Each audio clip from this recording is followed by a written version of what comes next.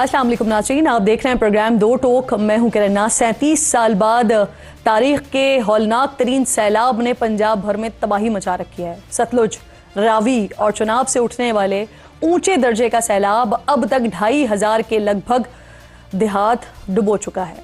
30 अफराद अपनी जानों से जा चुके हैं। 15 लाख से जायद अफराद अभी तक मुतासर हुए हैं। सैकड़ों मकानात, तैयार फसलें और मवेशी बह चुके हैं। कसूर शहर में अब भी खतरे की घंटियां बज रही हैं। चिन्योट में तबाही मचाने के बाद सैलाबी रैला झंग में दाखिल हो चुका है। 400 से जायद देहात डूब गए हैं। झंग सरगोधा रोड को बंद कर दिया गया है।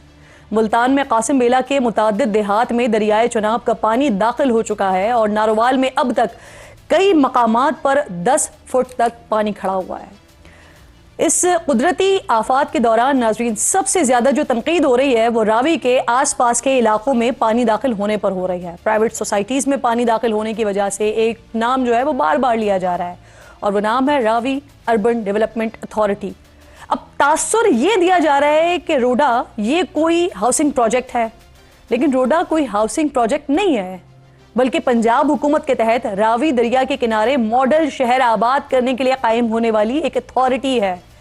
मॉडल शहर जिसका मंसूबा 1,10,000 एकड़ जमीन पर तामीर किया जा रहा है। इस मंसूबे के तहत बिजनेस सेंटर, कमर्शियल और रिहायशी प्रोजेक्ट्स पर मुश्तमिल जदीद शहर बनाने का एक बड़ा जामे प्लान है। रूडा के मुताबिक इस मेगा मंसूबे के लिए जामे फिजिबिलिटी, हिफाजती इक़दामात और सैलाब के खतरात को मद्देनजर रखते हुए तैयार हुई थी।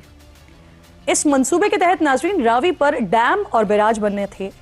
दरिया को गहरा और इसके साइड्स को पत्थर की दीवार या फिर पुश्ते बनाकर मजबूत बनाना था। दरिया में कश्तियां चलनी थी। जंगलात और सरसब्ज इलाके आबाद होने थे।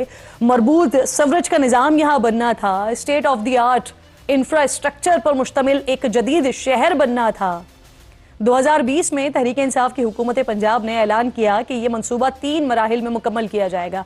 46 किलोमीटर तवील प्रोजेक्ट पर 3 मरहलों में 2030 तक 10 लाख लोगों को आबाद करने का टारगेट था। माजी में इमरान खान इस मंसूबे को गेम चेंजर करार दिया करते थे। फिर आने वाली नून लीग की हुकूमत ने भी इसे जारी रखा। वज़ीर आला पंजाब मरियम नवाज और नून लीग के कायद नवाज शरीफ ने इस मंसूबे के दौरे किए। रूडा की मीटिंग्स में प्रोजेक्ट के लिए दुनिया के बेहतरीन प्रोफेशनल कंसल्टेंट्स की खिदमात हासिल करने और रूडा प्रोजेक्ट में बेहतरीन तामीराती मयार यकीनी बनाने की हिदायत की। रूडा ने नाज़रीन इस ज़मीन पर कायम होने वाली हाउसिंग सोसाइटीज से बाकायदा शेड्यूल ऑफ फीस के तहत अरबों रुपए के चार्जेस भी वसूल किए। ट्रंक पब्लिक इंफ्रास्ट्रक्चर डेवलपमेंट, जिसे TPID चार्जेस कहा जाता है, जो इस एरिया में डेवलपमेंट की फ़ी की मद में भी सोसाइटीज़ डेवलपर्स से बाकायदा अरबों रुपए की फ़ी वसूल की गई है। लेकिन हालिया सैलाब और दीगर दरियाओं समेत रावी में आने वाले लाखों क्यूसेक पानी ने कई सवालात यहाँ पर खड़े कर दिए हैं। 2 साल पहले नाज़रीन रूडा के तर्जुमान ने इंडिपेंडेंट उर्दू से गुफ्तगू में ये दावा किया था कि रूडा मंसूबा ही सैलाबी पानी को कंट्रोल करने का वाहिद हल है। साथ ही बताया था कि रावी पर 3 सतह पर बैराज बनाने हैं जिनकी मदद से सैलाबी पानी को कंट्रोल किया जा सकेगा। लेकिन आज 2 साल बाद भी उनके दावे सवालिया निशान ही बने हुए हैं। दरियाए रावी की साइड्स को पुख्ता किया जाना था, वो काम मुकम्मल क्यों नहीं हो सका? बैराज आज तक क्यों नहीं बनाए गए? इसका कौन जवाब देगा? जो दावे किए जाते रहे हैं, अगर ये सब हो जाता तो शायद रावी का पानी किसी आबादी को नुकसान ना पहुंचाता। इसीलिए अब ये सवाल भी उठ रहा है कि क्या पानी का देहातों और सोसाइटीज में जाना ये इंतजामिया की गफलत, बर वक्त रूडा मंसूबे पर अमल दरामद न करने का नतीजा है? होना तो यहाँ पर ये चाहिए था कि इस प्रोजेक्ट को कागजों पर ही नहीं बल्कि अमली तौर पर भी, यानी जमीन पर भी स्टेट ऑफ द आर्ट ही होना चाहिए था। लेकिन सिचुएशन क्या है वो हमारे सामने है।